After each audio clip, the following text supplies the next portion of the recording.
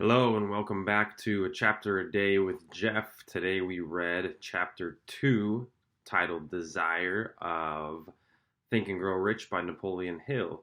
So this chapter really was just about desire as it was titled, and truly it was just covering the importance of formulating a burning desire for whatever it is that you want in life. Essentially, he discusses different case scenarios, including his own son Blair, who was born deaf. And he essentially, through his burning desires, believed him into gaining hearing again, which ended up turning into a great advantage for Blair because he sold hearing aids as his life work to some extent. Essentially, he talks a lot about taking whatever difficulty you're facing and turning it into an advantageous situation.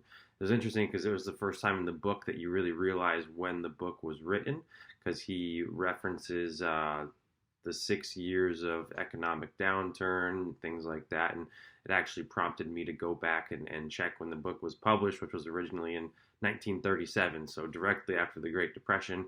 And he's talking about formulating a new world and a better opportunity for anybody who dares to desire and formulate a burning desire for what it is that they want. So he lays out a 6-step plan of action for taking your desires and transmuting them into what it is that you want.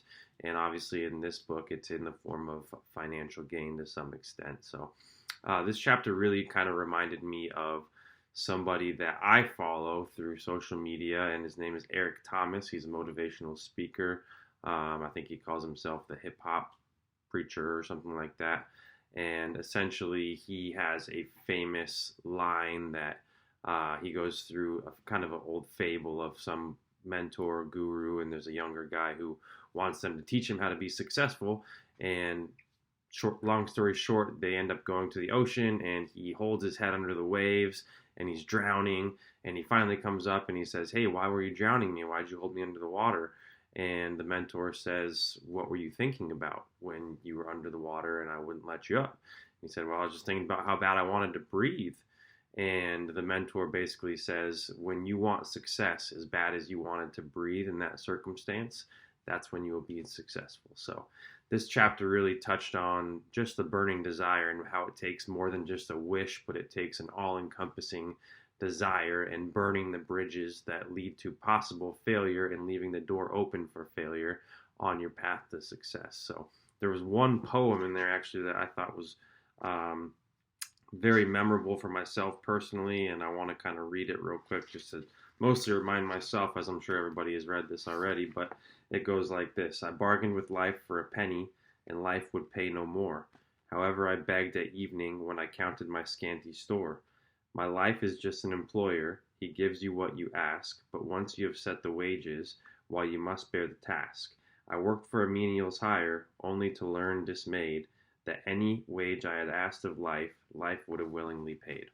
So very interesting there, and kind of gives me goosebumps a little bit. And I think it hits home for me because I need to ask more out of life. And I think that's something that a lot of people can do as well. So those are my closing thoughts for this chapter.